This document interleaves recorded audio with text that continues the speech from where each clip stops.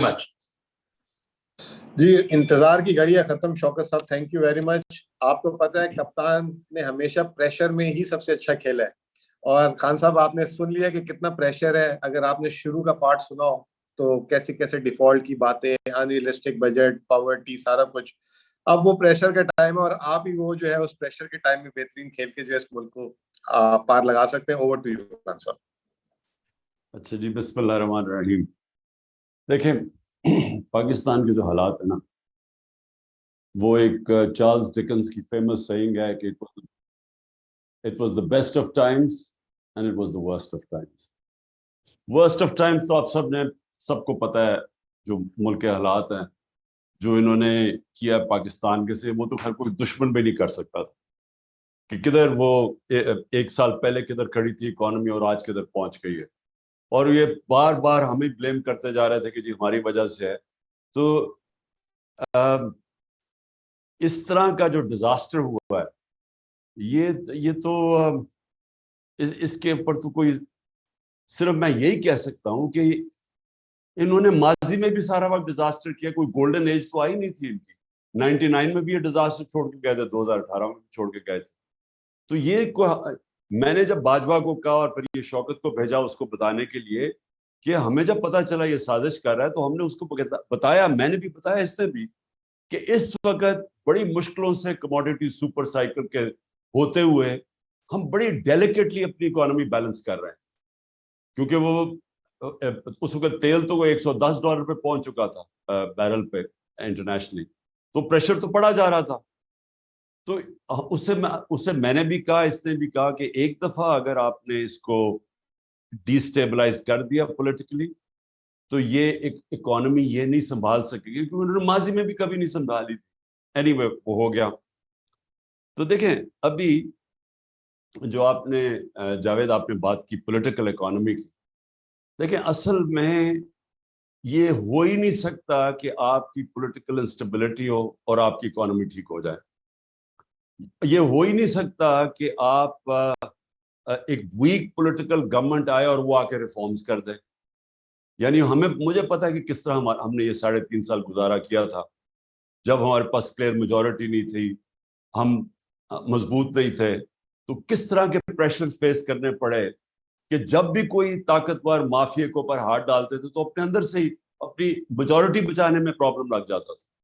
اور پھر جب سپر کنگ صاحب اگر فیصلہ کریں کہ یہاں اکاؤنٹیبلٹی نہیں ہونی, تو ہم جو مرضی کر لیں, اکاؤنٹیبلٹی نہیں ہو سکتی تھی, کیونکہ یہاں ہماری کمزوری اتنی تھی. تو یہ جو اب ہے, یہ ورسٹ آف ٹائمز تو بتا دیا, بیسٹ آف ٹائمز تب آئے گا اگر ایک اسٹرانگ اور اسٹیبل گورنمنٹ پبلک مینڈیٹ سے آئے, اور پھر اس کرائسس کی وجہ سے وہ سویپنگ ریفارمز کرے, جو بڑی دیر پہلے پاکستان کو کرنا چاہیے تھا, لیکن نہ کسی کی ویژن تھی اور نہ ہو سکتا طاقت بھی نہ ہو, جو ہمارے پاس نہیں تھی وہ اسٹرینتھ. لیکن اب میں پہلی دفعہ دیکھ رہا ہوں کہ اس کرائسس میں تو آپ بزنس ایز یوزول کنڈکٹ کر ہی نہیں سکتے. اس میں تو آپ وہ سٹیپس لینے پڑیں گے جو میرے نہیں خیال میں کسی گورنمنٹ نے ابھی تک لی, وہ لینے پڑیں گے, کیونکہ کوئی بھی چیز اب اس کرائسس سے نکل نہیں سکتی. لیکن میرے خیال میں کہ اگر ایک پبلک مینڈیٹ سے گورنمنٹ آئے, لوگوں سے سچ بولے, لوگوں کو تیار کرے. میں جو اپنی قوم کو جانتا ہوں, جو میں نے ایک زیرو سے پارٹی اٹھا کے ادھر تک آج پہنچی ہے کہ سب سے بڑی پارٹی ہے پاکستان کی تاریخ میں, یہ جو آج جو پبلک ہماری سٹینڈنگ ہے, یہ کسی پارٹی کی نہیں تھی. ویسٹ پاکستان, ہاں مجیب الرحمان کی پارٹی تھی 1970 میں ایسٹ پاکستان, لیکن ادھر کبھی پارٹی کی اس طرح کی پبلک بیکنگ نہیں جو آج اس کی. تو اس پبلک بیکنگ کا فائدہ اٹھاتے ہوئے ہم اگر الیکشنز کے اندر ایک کلیئر میجورٹی آتی, اس کے بیس کے اوپر لوگوں کو مینٹلی تیار کر کے پہلے کہ آپ ایکسپیکٹ کریں کہ ہم نے بڑے مشکل وقت سے گزرنا ہے, ہم نے یہ کینسر پھیل رہی ہے جسم میں, اس کو کاٹنا ہے, تکلیف ہوگی, لیکن اس کے بعد آپ کا اچھا وقت آ جائے. جو میں اپنے لوگوں کو جانتا ہوں, آپ دیکھ لینا, یہ بڑی ریزیلینٹ قوم ہے, یہ کھڑی ہو جائے گی.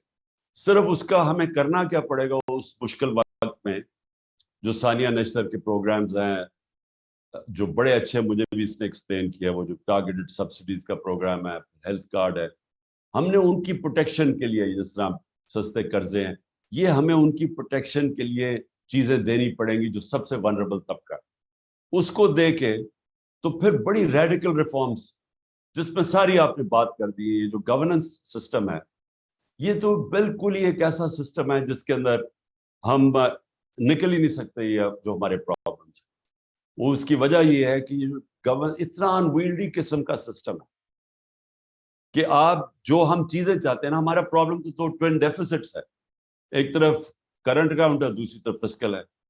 تو ان دونوں کو ٹھیک کرنے کے لیے پہلے تو ریفارمز چاہیے سسٹم, ہر تھرو آؤٹ ہر چیز کے اندر ریفارم چاہیے.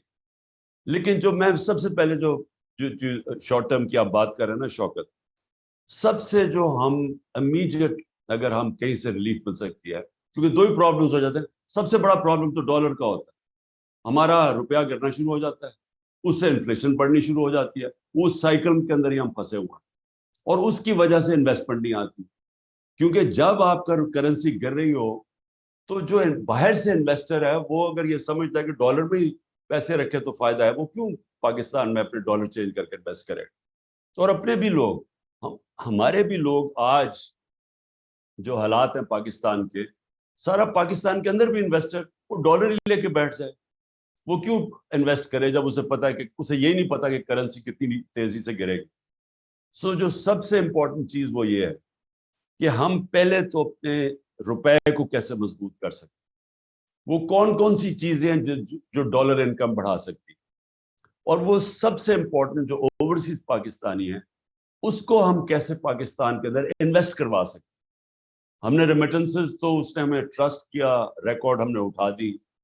روشن ڈیجیٹل بائی دا وے 1.5 سال کے اندر تقریباً 5.5 ارب ڈالر آ گیا تھا, اور وہ تیزی سے بڑھ رہا تھا, یعنی تیزی سے گرو کر رہا تھا. تو ہم اور کیا کر سکتے ہیں ان کو اس ملک میں انویسٹ کروانے کے لیے. میں نے 2 بڑے پروجیکٹ سوچے تھے. ایک یہ سندھ گورنمنٹ نے سکیٹل کر دیا بنڈل آئیلینڈ کا, billions of dollars, 5-6 billion dollar تو ایک وقت ہی کمٹ ہو گئے تھے باہر سے, بڑے کنسورشنز تھے. اور پھر یہ راوی سٹی, یہ بھی اس کو بھی 12 مہینے اس اسٹے آرڈر دے دیا, 12 مہینے. تو وہ 12 مہینے وہ جو انویسٹرز, اور اب پہلی دفعہ آ گئے انویسٹرز, اور وہ بھی اور سارے باہر سے تھے. تو یہ جو پاکستان کے اندر ڈالرز کیسے لے کے آنے ہیں اوورسیز پاکستانی سے, یہ ہے کہ اچھا اب میرا سب سے زیادہ انٹریکشن اوورسیز پاکستانی سے, کیونکہ شوکت خانم کا آدھا پیسہ ادھر سے آتا ہے, بنانے میں سب سے زیادہ انہوں نے میری مدد کی تھی, کیونکہ میں جاتا تھا پاکستانی کمیونٹی سے. سو ان کو پرابلمس کیا آتے ہیں؟ نمبر 1 کہ وہاں ٹائم بہت لگتا ہے. وہ کہتے ہیں پاکستان کے اندر اگر آپ انویسٹ کرتے ہیں تو ٹائم بڑا ضائع ہوتا ہے. ہماری جو سپیڈ ہے کام کرنے کی, جو گورنمنٹ ڈپارٹمنٹس میں, وہ اتنی سلو ہے کہ ہمارے لیے بڑا مشکل ہے کہ ہم ٹائم از منی. تو وہ سب سے پہلے تو وہ یہ کمپلین کرتے ہیں. سیکنڈلی وہ رشوت کی بات کرتے ہیں, ہر جگہ وہ پیسے لیتے ہیں, اور جو سپیڈ منی کہتے ہیں, وہ جو لوگ اس سسٹم پہ عادی ہو جائیں وہ یہاں ایڈجسٹ ہی نہیں کر سکتے. اچھا کئی دفعہ ان کے بچے آ کے یہاں بڑے موٹیویٹڈ ہوتے ہیں پاکستان میں انویسٹ کرنے کے لیے, وہ بیچارے یہاں دھوکے کھا کے جب ان سے کوئی فراڈ ہوتا ہے, کوئی کانٹریکٹ انفورسمنٹ نہیں ہوتی, وہ سارے واپس چلے جاتے ہیں. تو اوور لاسٹ 40 ایئرز جو میں نے اوورسیز پاکستانی کو اتنی دفعہ دیکھا, کوشش کرتے تھے آنے کے لیے, یا سسٹم ہی نہیں الاؤ کرتا ان کو انویسٹ کرنے کے لیے. دیکھیں ایک تو بڑا انویسٹر ہے نا, لیکن وہ جو اسمال اور میڈیم انڈسٹری والا انویسٹر ہے وہ بڑا تو نہیں ہے, لیکن 1 کروڑ پاکستانی باہر, ان میں سے ہی پیسہ جمع کرتے تھے. اور میں آپ بات کر رہا ہوں 70 سے میں کر رہا ہوں, وہ وہاں جا کے پیسے جمع کرتے تھے, پیسے جمع کر کے آگے پاکستان کچھ بزنس میں لگاتے تھے, اور وہ بیچارے 90% پرابلم ہوتا تھا, وہ رول جاتے تھے. یہاں یہ فراڈ ہوتا تھا, کچھ ہوتا تھا, رشوت, وہ چل نہیں. بڑا انویسٹر پھر بھی چل جائے, چھوٹے کے لیے تو یہ سسٹم الاؤ کرتا ہی نہیں ہوتا. سو نمبر 1 میری چیز یہ ہے کہ جو ہمیں ریفارمز کرنی ہے گورننس کے اندر, وہ سب سے پہلے ہم ساری رکاوٹیں روکیں جو کہ ان کے راستے میں آتی. میں جب چائنا بھی گیا, میں نے ان کے پریمیئر سے بات کی, پریمیئر لی سے, کہ ہم پاکستان میں انڈسٹری اپنی ری لوکیٹ کریں. ادھر بھی اسی نے یہ کہا, کہتا کہ اتنی دیر لگتی ہے, وہ سارے کمپلین کرتے ہیں کہ وہاں اتنا پروسیس اتنا لیٹ ہے کہ وہ افورڈ نہیں کر سکتے, وہ چھوڑ کے آ جاتے ہیں. آپ انسینٹیو بھی دیں تو اس کا بھی فائدہ نہیں. سو پہلے تو یہ جو میں کہہ رہا ہوں نا کہ یہ کرائسس اپرچونٹی دے گا اپنا گورننس سسٹم ٹھیک کرنے کا. ہم نے یہ لاسٹ اپنے آخری 6-7-8 مہینے میں اسمال اور میڈیم انڈسٹری پہ بڑا زور لگایا ان کی, کیونکہ سب سے بڑی تو ان کے اوپر رکاوٹیں, تو ان کی ساری ہم نے گیلوٹین کی, جتنے بھی ان کے اوپر پرمیشنز لینی ہوتی اور انسپیکٹرز اور جو وہ سارا ہم کرتے گئے, تو وہ ہم اس طرف جا رہے تھے. لیکن بہت بڑا رکاوٹ آتی ہے سسٹم کے اندر سے. ایک سسٹم جو کرپٹ ہو چکا ہے اس میں لوگ پیسے بنا رہے ہیں, وہ چینج آنے نہیں دیتے. ایف بی آر کے اندر ہم نے اتنی ٹیکنالوجی لانے کی کوشش کی, وہ جب وہ آنے لگتا تھا, وینڈر آتا تھا کوئی باہر سے کہ وہ ساری ہم آٹومیٹ کریں, ادھر سے اندر سے کوئی جا کے وہ اندر سے جا کے کوئی کرتا تھا, وہاں عدالت میں چلا جاتا, اسٹے آرڈر میں جاتا تھا. اور یہ جو ٹریک اینڈ ٹریس سسٹم ہے, ہمیں اتنی دیر لگی ہے کیونکہ ساری بڑی بڑی کارپوریشن انڈسٹریز یہ سیلز ٹیکس چراتی ہیں. اور جو ساری جو شوگر انڈسٹری سے جو ہم نے جب وہ کیا اس کے اوپر انویسٹیگیشن, تو 30 سے 25% ساری شوگر انڈسٹری کے لوگ سیلز ٹیکس چرا رہے تھے. تو وہ ٹریک اینڈ ٹریس سسٹم بڑی مشکلوں سے ہم نے, وہ بھی پہلے سیبوٹاج ہوتا رہا, وہ فائنلی آیا, تو اس سے ایک دم انکم بڑھ جانی تھی. لیکن اب پتہ نہیں مجھے کیا سچویشن ہے, لیکن ہماری آخر میں وہ ایک بیوریجز اور یہ شوگر انڈسٹری اور بڑی بڑی جو سیمنٹ ان پہ آنے. تو کہنے کا مقصد میرا یہ ہے کہ اب جو ٹائم ہمیں ہمارے پاس یہ جو کرائسس کا ہے, یہ بہت بڑی اپرچونٹی ہوگی کہ ہم وہ اسٹرکچرل ریفارمز کر دیں اپنے سسٹم میں, جس کے اندر ہم پہلے تو وہ انوائرمنٹ بنائیں انویسٹمنٹ کے لیے. اور میں سمجھتا ہوں کہ سب سے پہلے اوورسیز پاکستانی آئیں گے. چائنا اور انڈیا کی جب انہوں نے کھولی اپنی اکانومیز, تو ان کی سب سے پہلے ایکسپریٹڈ کمیونٹی کی سب سے پہلے انویسٹمنٹ آئی. ان کے لیے ہم تیار کریں, اور دیکھیں وہ فنومینل ان کے پاس ریسورسز ہیں اوورسیز پاکستانیز کے پاس. تو میں یہ فگر کوٹ کرتا ہوں کیونکہ مجھے اپنا والوں نے دی کہ 16,000 پاکستانی امریکن فزیشنز کی نیٹ ورتھ $200 بلین ہے. اور جو ٹاپ 10 پاکستانی, امریکہ کی صرف بات کر رہا ہوں, ان کی $25 ارب. تو یہ سارے جو لوگ ہیں یہ ابھی بھی پاکستان کے لیے ترستے ہیں آنے کے لیے, درد فیل کرتے ہیں, ڈیمونسٹریٹ کرتے ہیں جب برا ہوتا, لیکن انویسٹمنٹ نہیں لے کے آتے کیونکہ وہ سسٹم ہی الاؤ نہیں کرتا. اور ہم نے نمبر 1 یہ ہو گیا. نمبر 2 جو میری وہ بھی آخر میں ہم نے یہ ریئلائز کیا کہ یہ جو بھی چیز ڈالر انکم لے کے آتی, اس کے لیے ایک علیحدہ منسٹری ہونی چاہیے. کیونکہ وہ کون سی چیزیں ڈالر لے کے آتی ہیں, تاکہ ان کی صرف فوکس ہو کہ وہ منسٹریز جو جدھر کیونکہ وہ کراس دا بورڈ ہوتی ہے نا, ایک تو ایکسپورٹس ہیں آپ کی, لیکن اور بھی آپ کی ہیں, مطلب ایگریکلچر ہے, اس کے اندر کون سی چیزوں سے ہم امپورٹ سبسٹیوشن کر سکتے ہیں, لانگ ٹرم پلاننگ ہو, تو وہ ایک جگہ سے مانیٹر ہو. کیونکہ میں نے ریئلائز کیا کہ وہ علیحدہ جگہ کام ہوتے ہیں, ان کی کوئی کوآرڈینیشن ہی نہیں ہوتی, اور پھر کوئی کسی کو, یعنی جو بیوروکریسی میں لوگ کام کر رہے ہوتے ہیں, کسی کو اہمیت ہی نہیں ہے کہ ہمیں کتنا امپورٹنٹ ہے اس ملک میں ہم ڈالر انکم بڑھائیں. ایک مثلاً کہیں سے گرانٹ آ رہی تھی ڈالرز کی, میں آپ کو صرف مثال دے رہا ہوں, $500 ملین کی آ رہی تھی. وہ ورلڈ بینک والا وہ جو ایلانگو تھا وہ میرے پاس آیا, کہتا کہ تمہیں پتا ہے تمہارے پاس صرف 2 ہفتے رہ گئے اور وہ گرانٹ واپس جا رہی ہے. میں بڑی دیر کا, میں 3 مہینے پہلے ہم نے گو ہیڈ دی ہوئی تھی اس کو. تو میں نے جب چیک کیا, ایک سیکشن آفیسر نے آبجیکشن لگا دی تھی اس کو, گرانٹ آ رہی ہے $500 ملین کی, اس آبجیکشن کی وجہ سے وہ صرف 2 ہفتے رہ گئے تھے, وہ گرانٹ واپس جا رہی تھی. تو یعنی ایسے لگتا ہے کہ لوگوں کو سمجھ ہی نہیں ہے کہ کتنی امپورٹنٹ ہے اس ملک کے اندر ہماری ایکسپورٹ ارننگز یا ڈالر انکم. تو میں یہ سوچ رہا تھا کہ ایک اگر منسٹری کا صرف یہ کام ہو کہ کون سی چیزیں ڈالرز لے کے آتی ہیں, اور وہ ان کی سارا وقت پلاننگ ہو رہی ہو کہ ہم کیسے اس کو ایکسپینڈ کر سکتے ہیں, ہم کدھر پرابلمز آ رہے ہیں وہ دور کریں. تو اور پھر ایگریکلچر ہے, اور مثلا ٹورزم کی کبھی بھی نہیں ہونی چاہیے کہ اس کو یہ پروونسز کے اندر چلے گئے ٹورزم. ان کے پاس کیپیسٹی نہیں ہے ٹورزم ڈیولپ کرنے. ٹورزم فیڈرل سبجیکٹ ہونا چاہیے اوور آل آپ, کیونکہ اس میں اتنا زیادہ پیسہ آ سکتا ہے.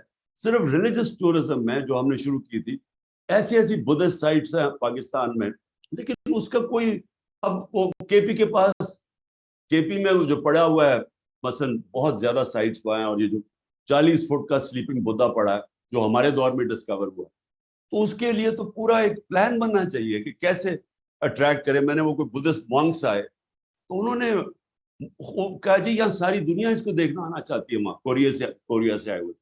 تو ہمارے پاس نہ کے پی کے اندر کیپیسٹی تھی کہ وہ اس کو پوری طرح مارکیٹ کریں یا ڈیولپ کریں, اور نہ ہی کسی کے پاس ہے. صرف یہ ٹورزم بھی یہ بہت بڑا منی ارنر ہے. میں آپ کو ایک اور بات بتاؤں, میرے پاس آیا آسٹریا سے, اس نے مجھے کہا کہ آپ کا جو وہ ناردرن ایریاز پھر کے آیا, اس نے کہا آپ پاکستان دنیا کا اسکیئنگ کیپٹل بن سکتا ہے, کیونکہ وہ برف پگھلتی جا رہی ہے گلوبل وارمنگ سے. ہماری اتنے اونچے پہاڑ ہیں کہ وہاں سارا سال اسکیئنگ ہو سکتی ہے. تو اینی وے میں صرف یہ ایگزامپل دے رہا ہوں کہ ہمارے پاس کیپیسٹی, اب جی بی کے اندر کیپیسٹی ہوگی کہ وہ ڈیولپ کرے اس کو. سو یہ بھی ایک جو بھی ڈالر ارنر کی آپ کو مثال دے رہا ہوں. سیکنڈلی منرلز, اب منرلز بھی چلے گئے سارے صوبوں کے پاس, ان کے پاس بھی کیپیسٹی نہیں ہے. اب اتنی پوٹینشیل ہے منرلز کے اندر ڈیولپ کر, لیکن وہ بھی جب ایک تکڑی منسٹری فیڈرل لیول پہ ہوگی تو وہ ڈیولپ ہوگا. شیئر بشک صوبوں کو چلا جائے, لیکن اس کی ڈیولپمنٹ کے اندر تو ایک پاورفل منسٹری بنے جو سارا وہ ڈیولپ کرے. میں صرف مثال دے رہا ہوں جو ڈونر ارن کر سکتے ہیں. اور پھر سیکنڈلی جو ایکسپینڈیچر, یہ جو آپ نے بات کی بالکل ٹھیک شوکت, کہ اتنا بلوٹڈ ہماری گورنمنٹ بیٹھی ہوئی ہے. ابھی آپ نے فگرز دیے ہیں ان کے اوپر کتنا پیسہ اب ان کی انکریز, سیلری انکریز پہ ملک کی کتنی ریسورسز جائیں گی. لیکن اگر آپ ان کی پروڈکٹیوٹی دیکھیں تو وہ جب آپ 3 آدمی بٹھا دیتے ہیں ایک آدمی کا کام کرنے کے لیے, تینوں ہی نہیں کام کرتے, اور بلکہ رکاوٹ بن جاتے راستے میں, چیزیں سلو ڈاؤن کر دیتے ہیں ہم. تو یہ بھی کرائسس, ایک گولڈن اپرچونٹی ہے کہ اس کو ڈاؤن سائزنگ کریں اپنی گورنمنٹ کو. اور اس کے علاوہ بھی ہمارے پاس کیپیسٹی بھی نہیں ہے. جو ماڈرن ریکوائرمنٹس ہیں بیوروکریسی کی یا منسٹریز کی, وہ ہے ہی نہیں. مجھے اتنا, جب ہم نے پروب کیا تو 2 بڑی انرجی کی بہت بڑی منسٹری, پیٹرولیم اور پاور, اب ہم سارا وقت فیل کرتے تھے کہ ان کے اندر کیپیسٹی نہیں ہے. اتنا پیسہ ہے اس کے اندر, اتنی لاسز ہیں. لیکن اس کے لیے تو ہم نے ویسے یہ بڑا ڈسکس کیا, وہ شوکت ہے, میں نے بھی, یہ حماد سے بھی, کہ ہمیں بڑے اس کے لیے کوالٹی کے, جتنا مرضی ان کو پیسہ دو, کوالٹی کے اسپیشلسٹ آنے چاہیے, پروفیشنلز کو چلانا چاہیے, کیونکہ ایک فیصلے میں اربوں روپے ادھر ادھر چلا جاتا ہے. اور ان کے اندر لوگ بیٹھے ہوئے ہیں, پتہ نہیں کتنے سال کے مافیاز. وہ شپ نہیں لگ رہی, شپ کو باہر کھڑا کرا, وہ آیا, ہر چیز میں پیسہ بن رہا ہے. سو اینی وے یہ اس کے, جب تک آؤٹ سائڈ پروفیشنلز اس طرح کے منسٹرز نہیں آتے, ہم ان کو صحیح معنی میں نہیں چلا سکتے. اور میں نے جو آخر میں 2-3 پوائنٹس تھے میرے, ہاں لانگ ٹرم پلاننگ. دیکھیں میں نے ایک اور بھی دیکھا کہ ہم جو آج ہمارے حالات ہیں وہ سارے یہ شارٹ ٹرمزم کے لیے, ہم الیکشنز کے لیے دیکھتے ہیں, اس لیے کبھی کسی نے انوائرمنٹ کا ہی نہیں سوچا. ہم نے پہلی دفعہ یہ جو ہماری اور دنیا میں بھی ایکنالجمنٹ ہوئی, وہ تو کے پی سے ہم نے شروع کیا, یہ جو بلین سونامی کا آئیڈیا کیا, اور اس کے بعد انوائرمنٹل پہلی دفعہ پروگرامز بنائے. تو یہ تو کسی کے ریڈار پہ بھی نہیں ہے, یہ تو کوئی سوچتا ہی نہیں ہے اس چیز کے اوپر, کیونکہ پاکستان کی جو ولنریبلٹی آگے وہ بڑھتی جائے گی. اور پھر ڈیمز کا سوچے, 50 سال کے بعد ڈیمز بنا رہے ہیں. ہاں یہ پہلی دفعہ ہماری گورنمنٹ میں شروع ہوئی ہے ڈیمز بنانے.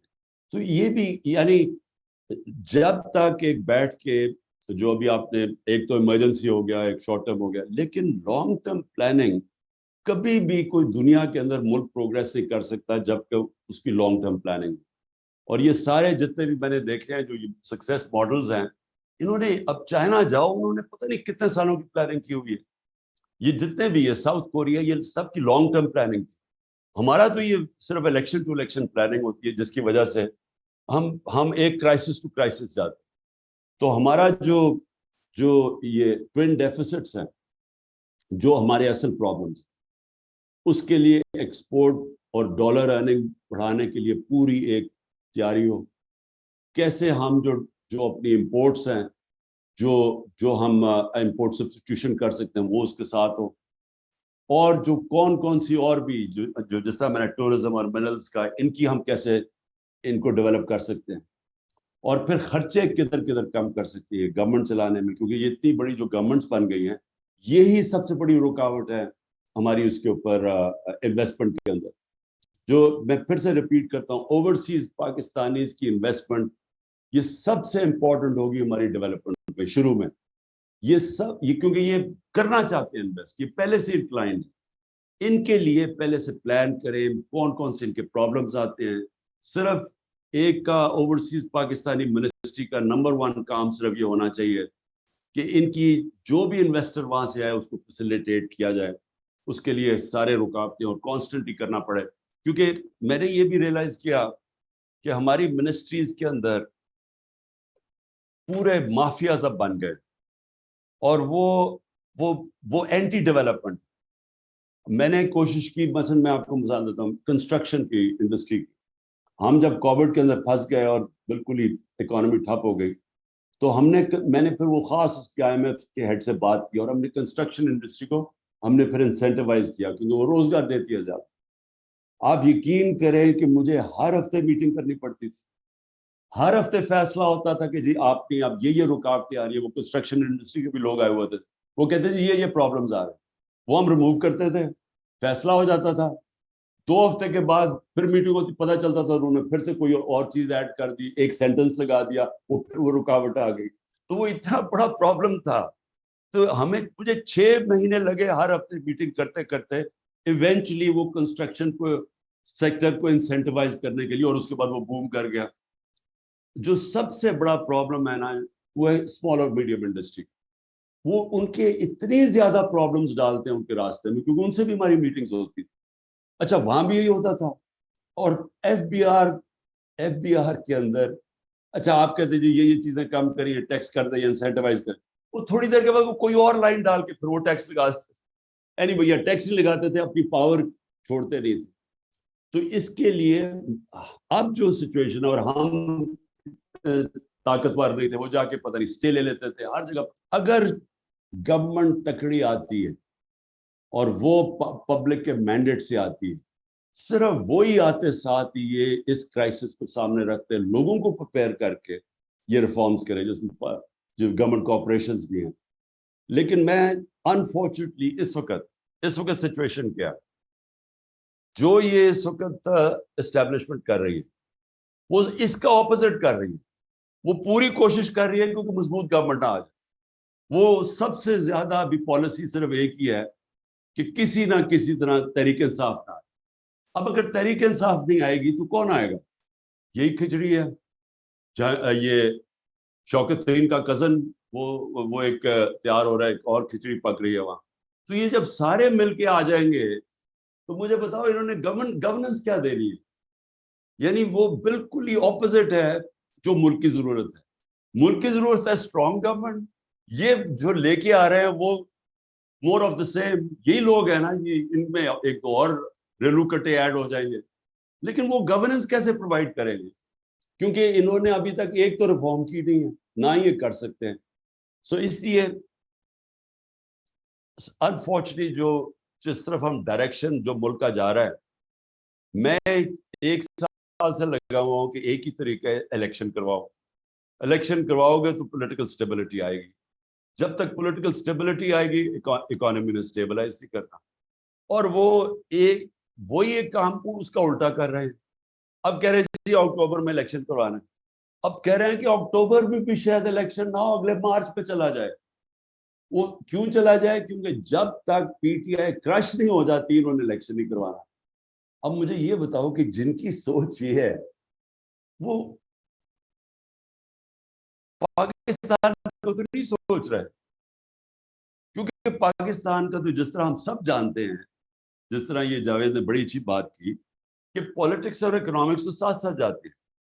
تو یہ اگر اس سچویشن کے اندر ہمارے پاس پولیٹیکل سٹیبلٹی نہیں آتی تو نہ یہاں کوئی ریفارمز ہو سکتی ہے, نہ ہم اس کرائسس سے نکل سکتے ہیں, نہ ان کے پاس کوئی روڈ میپ ہے. اب ان کے پاس تو کوئی روڈ میپ ہے ہی نہیں, جو ہوتا نظر آ جانا تھا اب تک, پلس نہ کوئی ٹرسٹ کرتا ہے.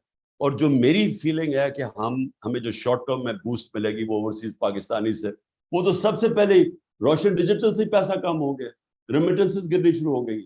انہوں نے تو انویسٹ کرنا نہیں ہے, اور وہ کیوں انویسٹ کریں گے جب ان کی ساری لیڈرشپ کے اربوں ڈالر باہر پڑے ہوئے ہیں, اپنے پیسے باہر رکھے ہوئے ہیں, اور لوگوں کو کہہ رہے ہیں کہ پاکستان, وہ انویسٹ نہیں کرنے لگے.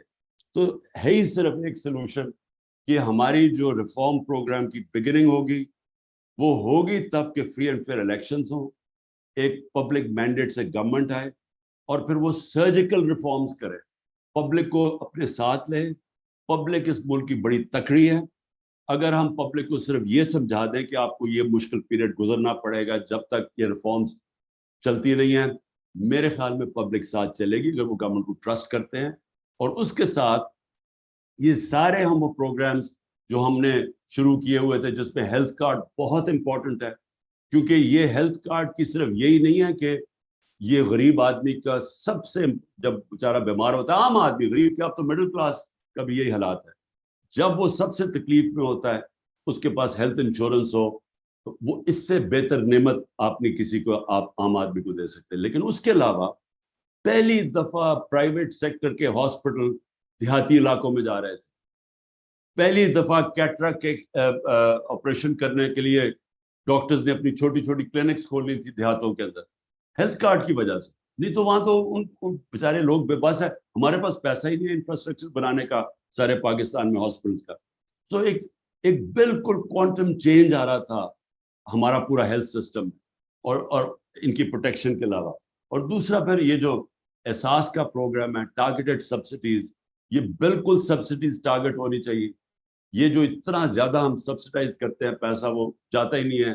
وہ تو, اور یہ بھی بات کی ایکسپورٹس کا بھی سبسڈائز تب کریں جب اس کا رزلٹ نظر آئے کہ ہاں ایکسپورٹ سے آپ کی انکریز ہوئی ہے, تو تب سبسڈیز ہے. تو یہ جو اب تک سبسڈائز کرنے کے پروگرامز ہیں, اس کو بالکل چینج کرنا چاہیے. اور ثانیہ نے یہ جو یہ نچلے طبقے کے لیے ٹارگیٹڈ سبسڈی, وہ بڑا, میں نے اس کی پریزنٹیشن دیکھی ہے, زبردست پروگرام اس نے بنایا. اور اس کے علاوہ یہ جو ہم نچلے طبقے کو اگر دھیان کر لینا, کیونکہ یہ مشکل وقت میں ان کے اوپر پریشر نہ پڑے, تو اس کے بعد میرے خیال میں یہ قوم تیار ہو جائے گی یہ اس ریفارم پروگرامز کے لیے. تو میں سب کا شکریہ ادا کرنا چاہتا ہوں, کیونکہ آپ کی مجھے